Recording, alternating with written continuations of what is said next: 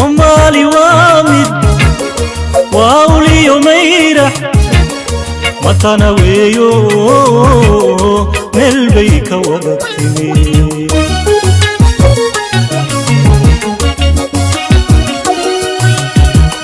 صومالي وامد واولي يوميرح متانا ويو. الحمد لله رب العالمين والصلاة والسلام على نبينا محمد وعلى آله وأصحابه أجمعين. مركب السلام عليكم ورحمة الله وبركاته. بعد السلام وما سين هاي سأقول بدنا برنامج كودا دهنيو حنجعل هاي مركب رأينا نسيب اللارن وقوم هذا عليو برنامج كان قلوح بدنا ذاتك كسر شقي سهولي سيدا قلوح بدنا أسوق من قابي ولا شمس فود ورنتي أقف آذو قيمة بدنا wax badanna isku daydo waxaan xusuustaa habeenkii ugu dambeeyay halkan isugu nimaado barnaamijka soo qabanqaabisay wuxuu ahaa markii la doortay maxamed cabdullaahi farmaajo qeyrana ra'iisul wasaaraha loo magacaabay ay halkan sidan kale barnaamij aan ugu qabatay aad u qiimo badnaa marka loogu mahad celinaynaa markasta sida ay isugu hawsho arrimaha bulshada intaa kadib waxaan kaloo u mahad celinayaa dadkii la soo qabanqaabiyay oo kala qayb qaatay barnaamijkan iyagana waxaan leeyahay aad iyo aad baad u mahadsantihiin waxaan rabaa intaa kadib inaan soo dhaweeyo oo yiraahdo ku soo dhawaada magaalada London Soomaali kala kaxay ama kala qaybi ama toban wadan kala geey waa isla ayagii oo wada Soomaali marka waxaan u malaynayaa walaalaheen Soomaaliyeed ka yimid countiga Soomaalida Gaariso runtii waa ku faani karnaa sidaan isleeyahay meel walba joogno haddaan nahay Soomaali shaqada ay hayaana waa mid ay u hayaan dhammaan ummadda Soomaaliyeed ma aha kaliya mid ay u hayaan countiga ay ka soo jeedaan iyo halka waa mid ay u matalayaan ummadda Soomaaliyeed hadday Soomaaliya Muqdisho tahay hadday Soomaaliya Hargeysa tahay iyo hadday Soomaaliya meel kale joogto tahayba marka waxaan isleeyahay waxay hayaan xubin muhiim ah oo ay u matalaan ummadda Soomaaliyeed وانا رجينا قف كستو سوماليا او سومالي ميل u joogahay inuu maskaxda ku hayo inuu Soomaaliyo dhan matalo uusan matalin hal meel kaliya inuu maskaxda ku hayo in dadka uu la joogo uu la shaqeynayo oo ixtiraamo isagoo ilaalinayo karaamada iyo sharafta shakhsiga Soomaaliga waan rajaynayaa taa kadib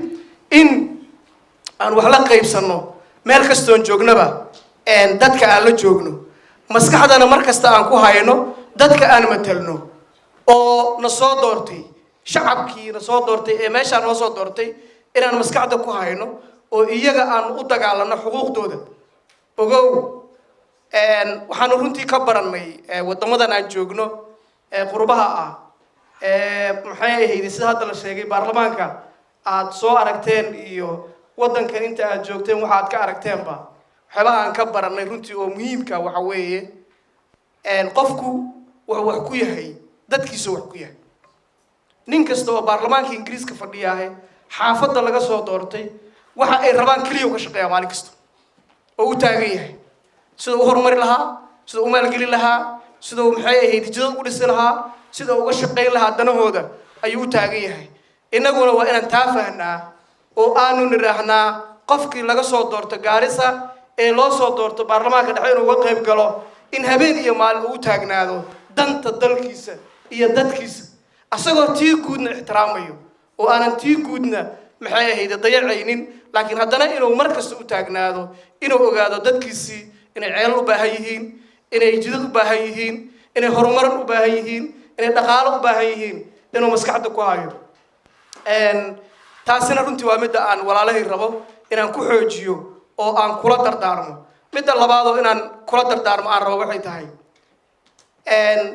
iska daa Kenya waaba dad badan oo Soomaaliya oo degan oo qayb dhan deganay wadan kastoon joogno wadanka Ingiriiska oo joogno iyo meel kastoon joognaba qofka xaq uu leeyahay in uu meesha ugu sareysa ka gaaro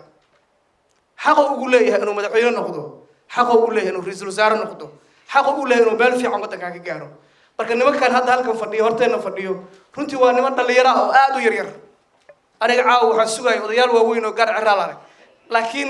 alxamdulillah rabbil caalamiin waa rag dhalinyaro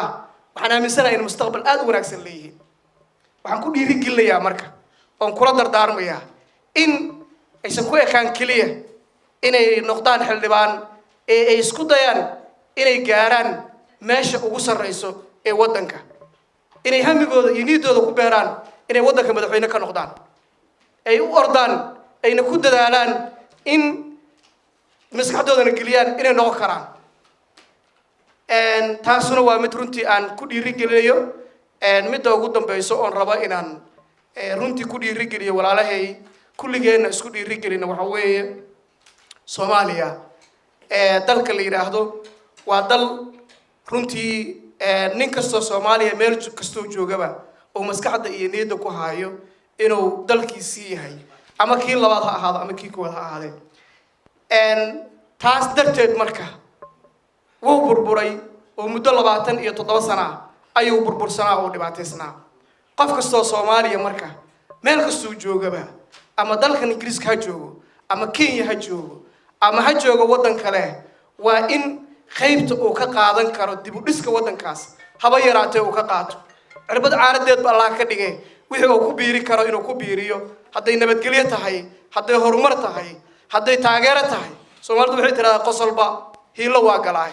hadday taageero tahay inuu la garab istaago intaasna waa codsi aan u soo jeedinayo dhammaan wadda Soomaaliyeed